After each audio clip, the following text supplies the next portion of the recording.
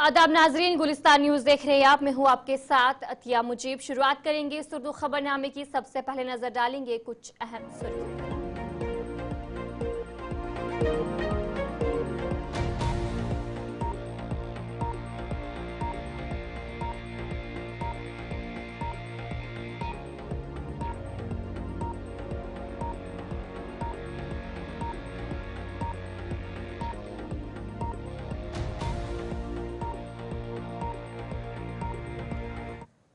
तो चलिए थी कुछ अहम सुर्खियां। हम दीगर खबरों की तरफ भी रुख करेंगे। जम्मू कश्मीर कानून साजिया का इजलास जम्मू में जारी, जहां कल मातमी करारदाद पेश करने के फौजशुदा अरकान को खिराज अकीदत पेश किया गया। वहीं आज ऐवान की कार्रवाई एलजी के खुतबे पर शुक्रिया की बहस के साथ शुरू हुआ, जिसमें मुख्तलिफ सियासी जमातों से वाबस्ता अरकान ने अपनी बात रखी।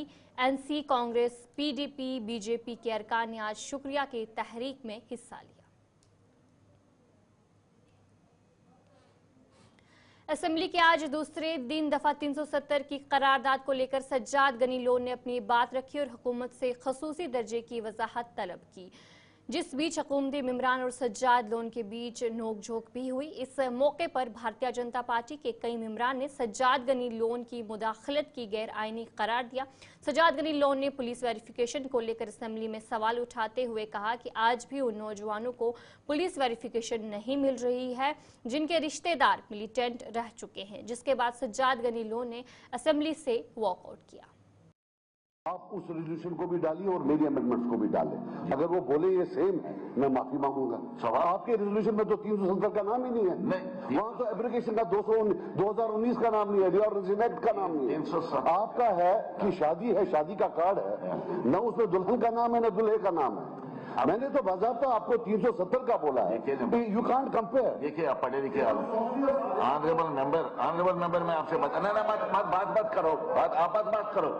ये उनके और स्पीकर के दरमियान है।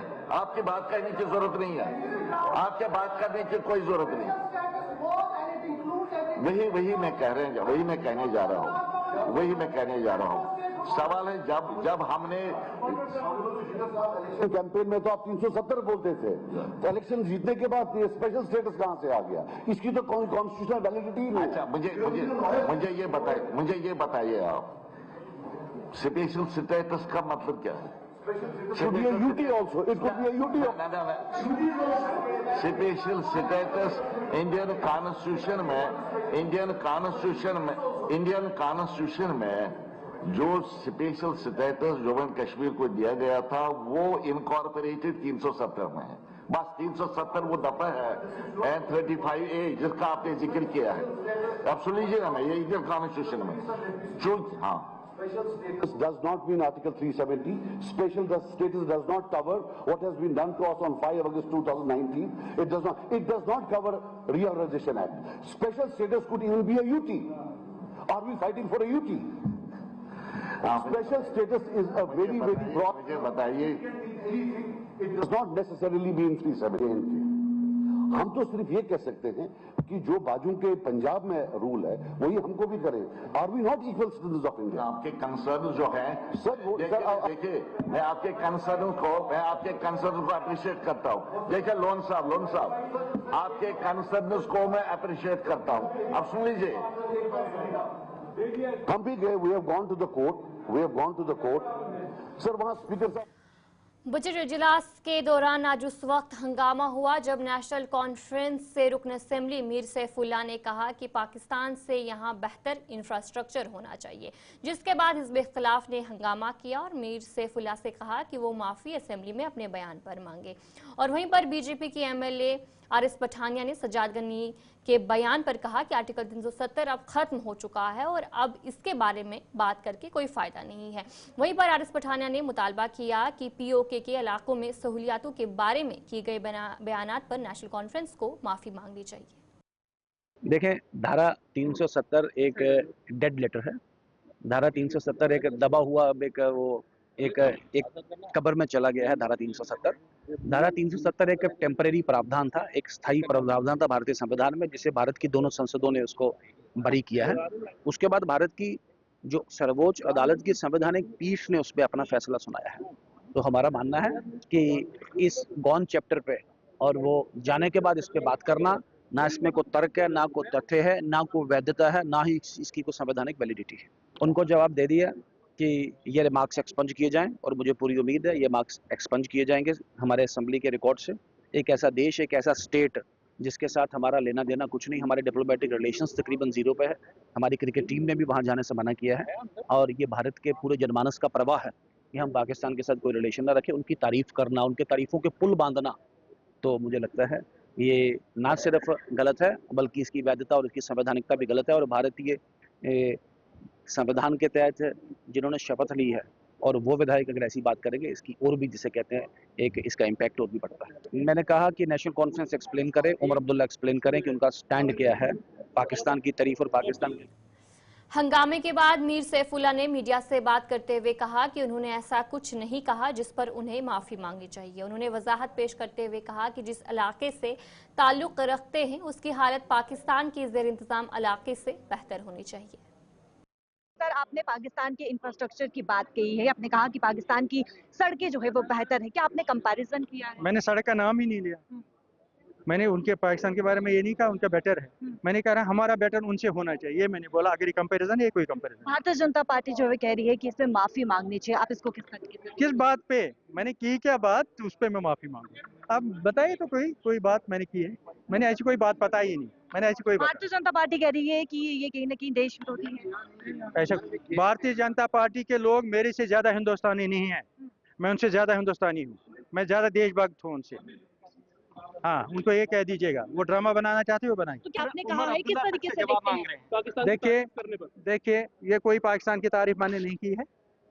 मैंने ये कहा कि वहाँ उस एरिया में जो दिक्कतें हैं, जो तकलीफें, जो परेशानियां, उनको सॉल्व कर लीजिएगा। पाकिस्तान उधर से नजदीक है हमारे, उनसे हमारे इलाके की हालत बेहतर होनी चाहिए, ये कोई कंपैरिजन नहीं। सर जिस तरह से हमलावर हुए बीजेपी, आप मानते हैं कि कोई इशू था? क्या? जिस तरह से हमलावर हुई है बीजेपी, आप मानते हैं कि मुझे नहीं पता बीजेपी लोगों ने क्या कहा, उनको क्या कहना है, उनको क्या इससे मतलब है, मुझे इस बारे में कोई नहीं। मैंने जो कहा मैं वही क्लियर करना चाहता हूँ। मैंने कोई ऐसी बात कही नहीं, मैंने कोई ऐसी बात कही नहीं, मैंने कोई ऐसी बात कही नहीं। छोड़ दीजिए, आप छोड़ दीजिए। साफ तौर पर आप देख सकते हैं, जहां पर इस समय आप देखिए किस प्रकार से जो है वो भारतीय जनता पार्टी ये साफ तौर पर कहते हुए नजर आ रही है कि माफी मांगनी चाहिए। जहां पर सैफुल्लुद्दीन ने जो है वो पाकिस्तान के इंफ्रास्ट्रक्चर को लेकर जो है वो बात कही और साफ तौर पर माफी मांगनी। इधर वजीर आला उमर अब्दुल्ला ने असेंबली में हंगामे के बाद कहा कि ये बात सही है कि सरहद के उस पार यहाँ के मुकाबले तरक्की हुई है, ताहम वो तरक्की पाकिस्तान ने नहीं की बल्कि चीन ने की है।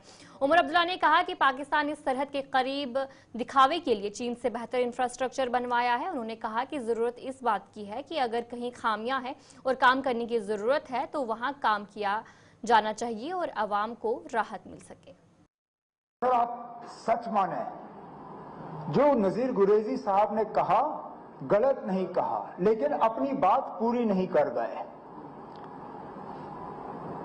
क्या सरहद के उस तरफ बहुत तरक्की नहीं की गई? कराई गई, लेकिन सरहद से थोड़ा सा अंदर आके देखें तो कुछ भी नहीं है। उन्होंने सारा दिखावे के लिए जो है सरहद के आसपास किया और अपने बलबूते पे नहीं किया।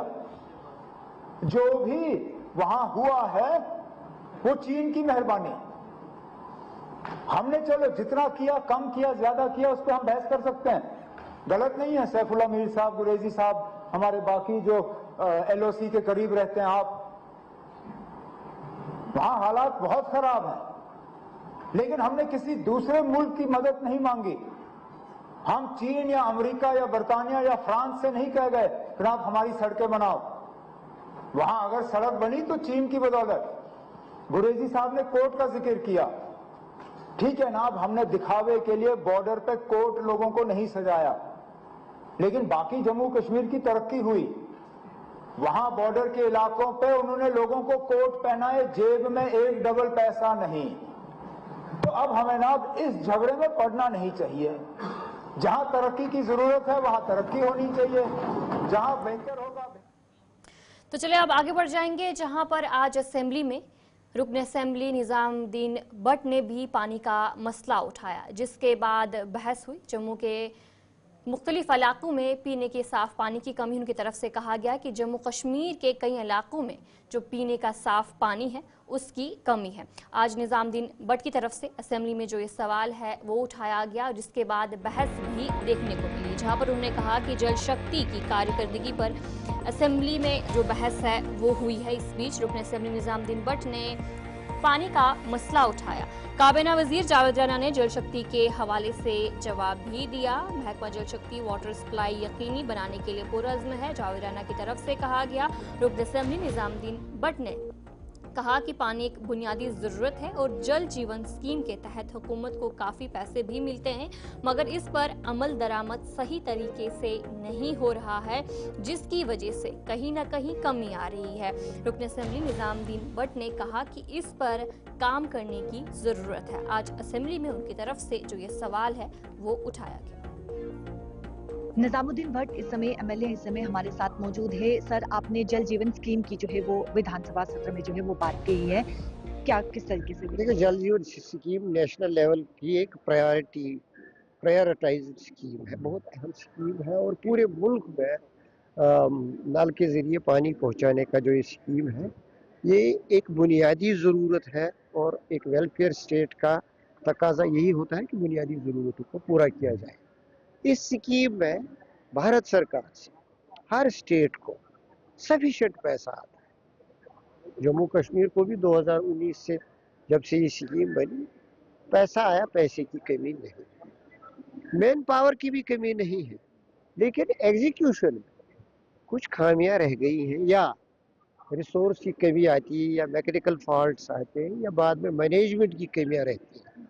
उस हवाले से कई स्कीम्स फेल हो गई। वाटर इज़ ए नेसेसिटी, इसको देखने की ज़रूरत है।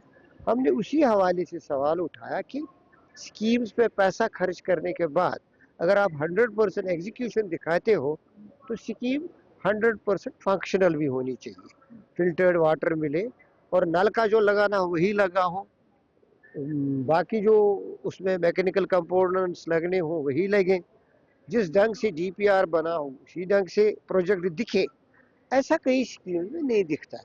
उस हवाले से पूरे हाउस ने इंडोर्स किया हमारे शुबहात को और हाउस ने कंसर्न जाहिर किया और उस कंसर्न के हवाले से सरकार को अकाउंटेबल बनाने की कोशिश की गई। जवाब मिला है, सेटिस्फाई हैं आप उससे? मिनिस्टर के जवाब से कहाँ तक सेटिस्फाई होगा आदमी, उसके पास डिटेल्स ही नहीं थी, सिर्फ एक कागज बना था कि ये स्कीम आई, इसमें 100% कंप्लीशन है, 90% कंप्लीशन है, 75% कंप्लीशन है। ये डिटेल्स उसके पास नहीं थी कि एग्जीक्यूशन राइटली हुआ है कि नहीं हुआ है, स्कीम फंक्शन करती है कि नहीं करती है, और स्कीम को देखने के लिए प्रॉपर मैनेजमेंट और मैन पावर है कि नहीं है। वो चीज़ें उनकी तफसील नहीं आ पाई। उन्होंने चैम्बर में आने के लिए कहा है, वो सारी इंफॉर्मेशन देंगे और हम इंफॉर्मेशन देंगे फिर बात होगी। आप क्या चाहते हैं? हम चाहते हैं honest execution of the central scheme, ताकि जो लोगों के लिए जो कुछ पैसा आया है उसका उपयोग हो, सही तरीके से उपयोग हो।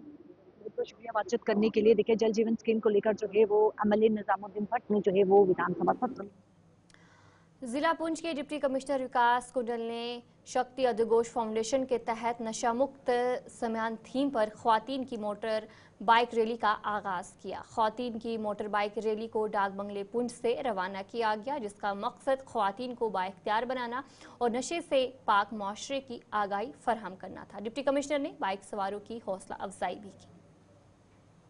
रैली है जिसमें हमारे विमेन है इसको लीड कर रही है। इनका मेन मकसद है कि ड्रग्स के खिलाफ अवेयरनेस लाना, और मैं इनका शुक्रिया अदा करता हूँ कि ये हमारी बॉर्डर डिस्ट्रिक्ट में आए हैं और ड्रग्स के अगेंस्ट अवेयरनेस है इसको लाने के लिए इन्होंने काफ़ी अच्छा इनिशिएटिव लिया है। ये 15 बाइकर्स की एक टीम है जो ऑल वीमेन बाइकर्स है।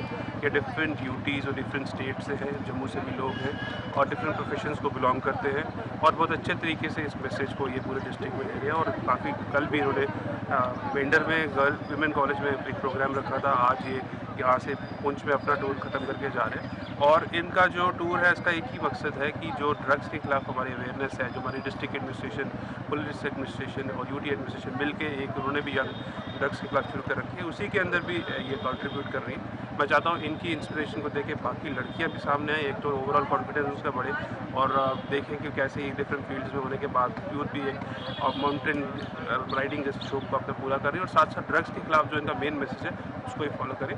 तो अच्छे से इनका मैं इनको विश करता हूँ कि आज भी इनकी जो राइड। रमज़ान के आगाज़ के साथ कश्मीर वादी में सब्जियों की कीमतों में ज़बरदस्त इजाफा हो गया है, जिसकी वजह से लोगों को परेशानियों का सामना करना पड़ रहा है। श्रीनगर के न्यू फ्रूट मार्केट में रमज़ान से एक दिन पहले साग 7 रुपये फ़ी किलोग्राम था, जो अब 30 से 35 तक पहुंच चुका है। मकामी लोगों ने हुकूमत से कीमतों की निगरानी और मुदाखलत की दरख्वास्त की है। वो आज 50 रुपए में मिल रही है। अगर खरीदार को बोलते हैं, खरीदार डांटता है, बोलते हैं हम पुलिस को फोन करेंगे, वो करेंगे, आप महंगाई देख, मगर हम कैसे बेचेंगे? अगर जो चीज़ इधर 50 रुपए में बेचे, आगे कैसे हम बेचेंगे? खरीदार को कैसे देंगे? पब्लिक पूरी दुकानदार को या ऑटो वाले को डांटती है, वो बोलती है तुम क्यों महंगे बेचते हैं? या पीछे से महंगे बोलते हैं। मंडी में कोई आके मंडी वाले को कोई कुछ नहीं बोलता है। जो चीज़ 10 रुपये में थी, 15 रुपये में थी, 5 रुपये में थी, वो आज 40 रुपये में, 45 रुपये में, 30 रुपये में दे रहे, मगर मंडी में आके कोई भी नहीं पूछता है। ये गरीब पे कितना असर पड़ता है? गरीब पे बहुत ज़्यादा असर पहुंचता है। हमें किराया भी लगाना पड़ रहा है, किराया लगा के हम कैसे बेचेंगे? मैं कंगन बाबर छतरपुर से आया हूँ। छतरपुर यहाँ से छतरपुर कितना दूर है और कितना किराया पड़ेगा? फिर बेचेंगे हम कैसे? टमाटर आराम से 80 रुपये में तो वहाँ पहुँचेगा, फिर हमें क्या बचेंगे? खरीदार हमें डांटते हैं बाद में, तुम क्यों महंगा बेचते हैं? तो आपको लगता है कि गवर्नमेंट इस पे कोई एक्शन नहीं कर रही है? जो भी कर रहे हैं वो दुकानदार को, ऑटो वालों को। मंडी में आके कोई किसी को नहीं पूछ रहा है क्यों महंगा बेच रहा है। टमाटर ओतर कना 4 किलो हतस, सू 700 रुपये क्रेट गो, तुम 4 किलो आज ये लगभग पे 3 किलो हतस रपस वह कई कुन मार्केटस। यह मटर कना ओतर हतस 3 किलो, सू 4 किलो तक हतस, सू आज 50 रुपये ये किलो। गाजरी किलो आज वन 50, बीन वन 60 रुपये किलो ये सा क्या करो वही नसा कि ये बारिश पे अमी से खोत ये फिलहाल खोल ये आर तो ये और खोत नहीं नबर सोए रेट ये खसान ये रेट बहुत खोत बंद तो ये खस रेट।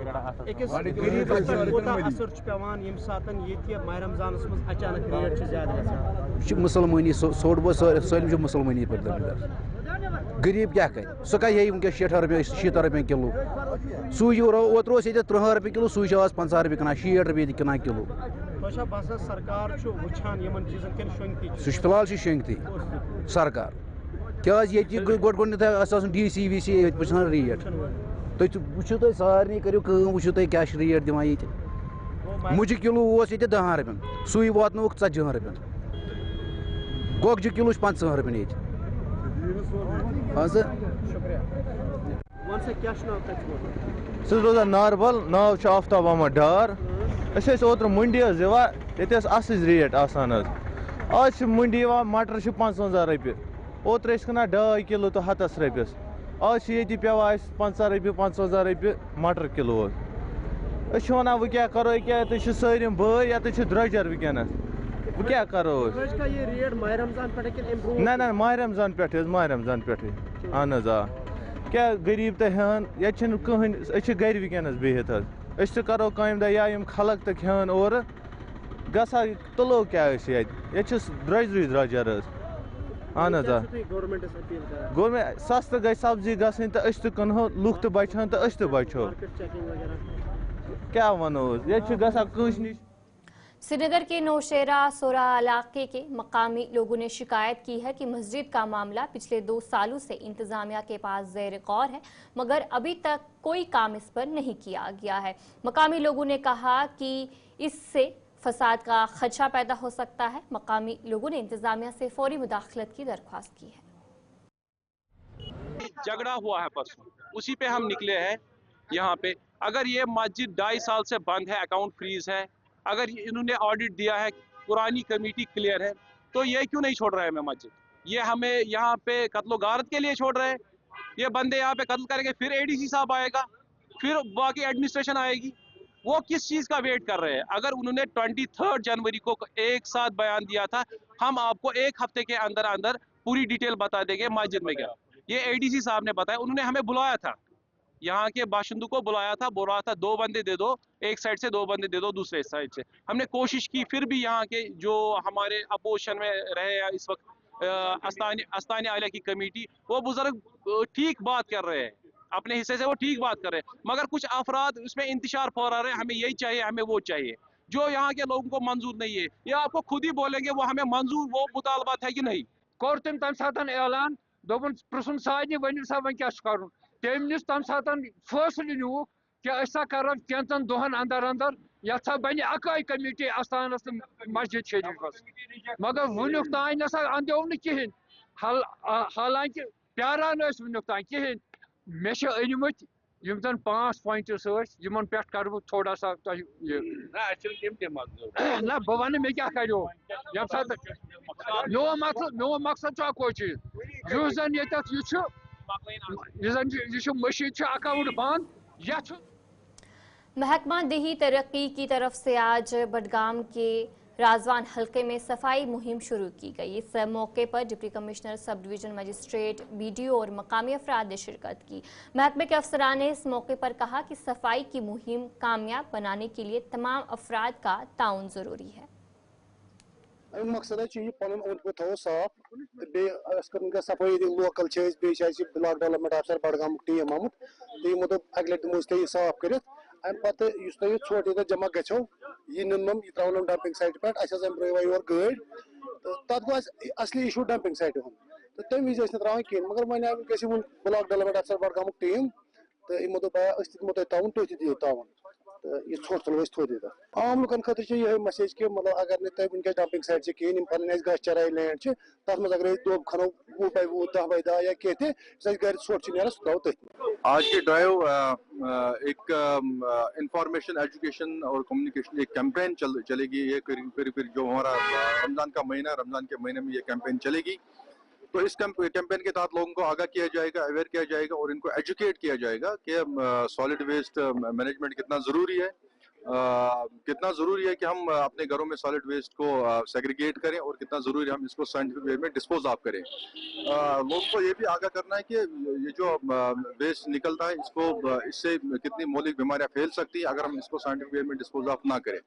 और लोगों को हम ये भी बताएं कि door to door collection ensure करें, जितना भी वेस्ट घरों से निकलता है उसको सेग्रीगेट करें, ड्राई और वेट वेस्ट को अलग रखें, बायोडिग्रेडेबल नॉन बायोडिग्रेडेबल वेस्ट को अलग रखें। और ये भी बताना चाहेंगे लोगों को क्योंकि जो स्वच्छ भारत मिशन की जो कैंपेन चली है पिछले 9 सालों से ये जारी है, इसके तहत हम बहुत सारे स्टेप्स इकदाम लिए गए हैं, जिसमें जो हमारा स्वच्छ भारत मिशन का पहला फेज था कि हम ओपन डेफिकेशन फ्री अपनी सोसाइटी को बनाएंगे। तो अल्लाह ताला की मदद से हमने वो मकाम हासिल किया है। पूरी यूटी ने, पूरी डिस्ट्रिक्ट ने ओपन डेफिकेशन फ्री स्टेटस लिया है। तो SBM 2.0 का जो इनिशिएटिव है इसमें यह है कि सॉलिड वेस्ट और लिक्विड वेस्ट को हमने प्रॉपर्ली मैनेज करना है। जिला सहाफ़ियों की तंजीम पुंछ ने डाक बंगला पुंछ में इजलास मुनक्किद किया। इस मौके पर नई एग्जीक्यूटिव बॉडी तश्कील दी गई। इस मौके पर नरेंद्र सिंह को चेयरमैन, रणधीर सिंह को सदर और एहतशाम हुसैन भट्ट को सीनियर नायब सदर मुंतखब किया। ये जो जर्नलिस्ट एसोसिएशन पुंछ थी, डिस्ट्रिक्ट जर्नलिस्ट एसोसिएशन, ये पहले से ही काम कर रही है। इसमें चंद हमारे पास जो पोस्ट थी वो खाली पड़ी थी, जिनमें चेयरमैन का था और स्पोक्स पर्सन और इसके अलावा जॉइंट सेक्रेटरी के, ये 3 चीज़ें इसमें ऐड की गई हैं। बाकी जिस तरह पहले ये एसोसिएशन थी उसी के मुताबिक बनाई गई। इसका बस मकसद यही था कि हम जो जर्नलिस्ट जितने भी हैं वो एक प्लेटफार्म पर आ जाएँ। कुछ लोग हमसे नाराज़ चल रहे थे, उनके तो चलिए इस उर्दू खबरनामे में इतना ही। अभी के लिए मुझे दीजिए इजाजत और आप बने रहे गुलिस्तान न्यूज़ के साथ।